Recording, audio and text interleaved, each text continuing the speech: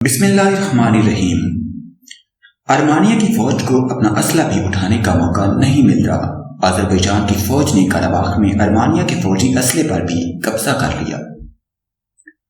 Video کی جانب بڑھنے سے پہلے نئے آنے والے دوستوں سے گزارش ہے کہ پہلے اپنے اس چینل کو سبسکرائب کریں اور ساتھ میں بیل کے نشان کو دبائیں۔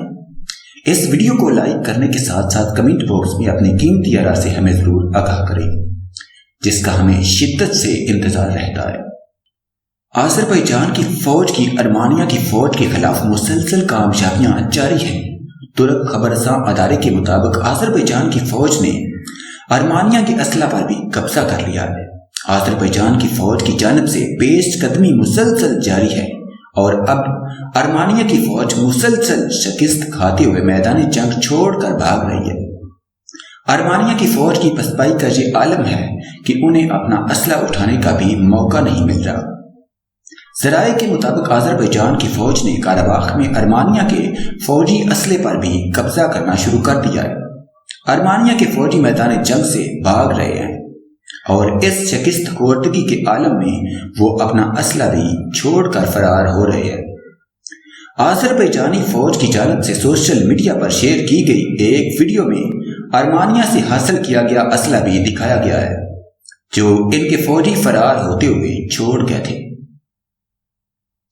واضح رہے کہ آذربائیجان اور ارمانیہ کے درمیان قراباخ نامی علاقے کے حوالے سے تنازع ہے، جس پر ارمانیہ نے 90 کی دہائی میں قبضہ کر لیا تھا۔ یہ آذربائیجان کا علاقہ ہے جس پر قبضے کے حصول کے لیے دونوں ممالک کے درمیان کئی خون ریز جنگیں ہو چکی ہیں۔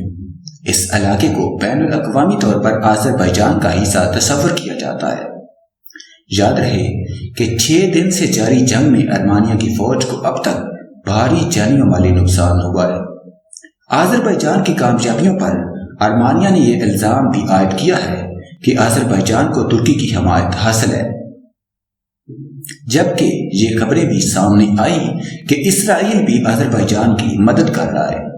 اسی باعث آذربائیجان کی فوج ارمانیہ کی فوج کا بھاری جانی و مالی نقصان کرنے میں کامیاب ہوئی ہے، جبکہ آذربائیجان کی فوج کچھ علاقوں کا قبضہ بھی ختم کروانے میں کامیاب ہو چکی ہے۔